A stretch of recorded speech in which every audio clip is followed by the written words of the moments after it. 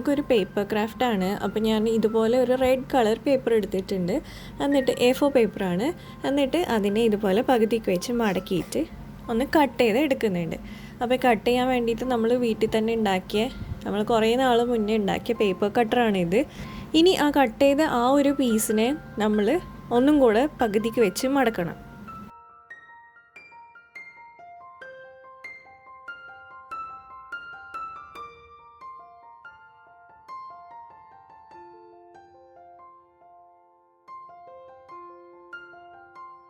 ഇനി നമ്മൾ ആ മടക്ക് വരാത്ത ഭാഗത്ത് ഒരു 1 സെൻറ്റിമീറ്റർ ഒന്ന് സ്കെയിൽ വെച്ചിട്ടൊന്ന് ലൈൻ വരച്ചു കൊടുക്കുന്നുണ്ട്.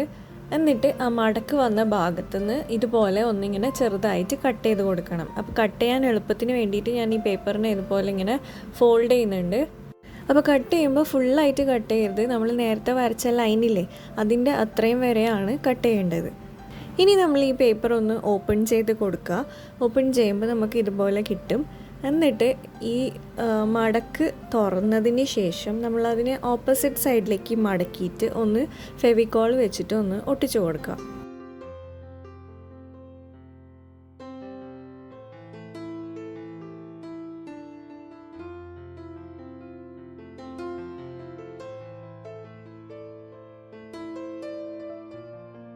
ഇനി നമ്മൾ ഇതുപോലെ ഒരു യെല്ലോ കളർ പേപ്പർ എടുത്തിട്ട് 4 മടക്കണം. ഇതും A4 പേപ്പർ തന്നെയാണ്. ഇനി 4 മടക്കിയിട്ട് അത് 4 പീസാക്കി കട്ട് ചെയ്തെടുക്കണം. അതിൽ നിന്ന് ഒരു പീസ് എടുക്കുക. ഇനി ആ ഒരു പീസിനെയും നേരത്തെ ചെയ്ത പോലെ തന്നെ നമ്മളൊന്ന് മടക്കിയിട്ട് കുറച്ച് സ്പേസ് വിട്ടിട്ട് നമ്മൾ ആ മടക്കിൻ്റെ അടുക്കുന്ന ഒന്ന് കട്ട് ചെയ്ത് കൊടുക്കുക. എന്നിട്ട് പേപ്പർ ഓപ്പൺ ചെയ്തതിന് ശേഷം ഓപ്പോസിറ്റ് സൈഡിലേക്ക് മടക്കിയിട്ട് അവിടെ ഒന്ന് ഒട്ടിച്ചു കൊടുക്കുക. ഇനി നമ്മളൊരു ഗ്രീൻ പേപ്പർ എടുത്തിട്ട് ഇതുപോലെ ഒരു സ്ട്രിപ്പ് കട്ട് ചെയ്തെടുക്കുന്നുണ്ട്. എന്നിട്ട് ഒരു സ്ക്യൂവറോ അല്ലെങ്കിൽ ഒരു ഇർക്കിളിയോ വെച്ചിട്ട് ഇതുപോലെ ഒന്ന് ചുറ്റിയിട്ട് ഒരു റോളാക്കി എടുക്കാം.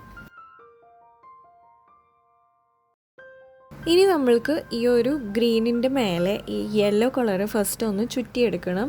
നല്ലപോലെ ഒട്ടിച്ചു കൊടുക്കുക.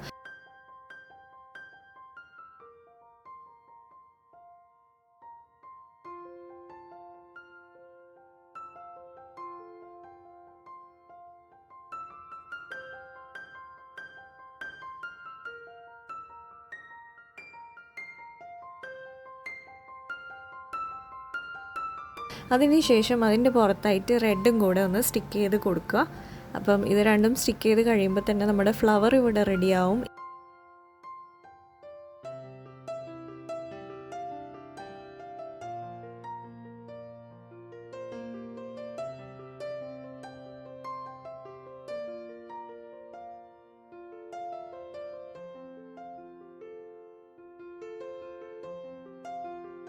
ഇനി ജസ്റ്റ് ചെയ്യേണ്ടത് ഈ റെഡ് ഇവിടെ നിന്ന് ഒന്നിങ്ങനെ കുറച്ച് വിടർത്തി കൊടുക്കുക എന്നുള്ളതാണ്. അപ്പോൾ നമ്മൾക്ക് നല്ലൊരു ഫ്ലവർ റെഡി ആയിട്ടുണ്ട്. ഇനി പേപ്പറിൽ ഒരു ലീഫ് കട്ട് ചെയ്തിട്ട് അതും കൂടെ ഒട്ടിച്ചു കൊടുത്തു കഴിഞ്ഞാൽ നമ്മൾക്കൊരു ഫ്ലവർ റെഡിയായി കിട്ടും. അപ്പോൾ അത്രയേ ഉള്ളൂ ഇന്നത്തെ വീഡിയോ ഇഷ്ടമായിട്ടുണ്ടെങ്കിൽ ലൈക്ക് ചെയ്യുക. നമുക്കിനി നെക്സ്റ്റ് വീഡിയോയിൽ കാണാം. ഈ തരുന്ന സപ്പോർട്ടിനൊക്കെ ഒരുപാട് നന്ദിയുണ്ട്. Thank you so much.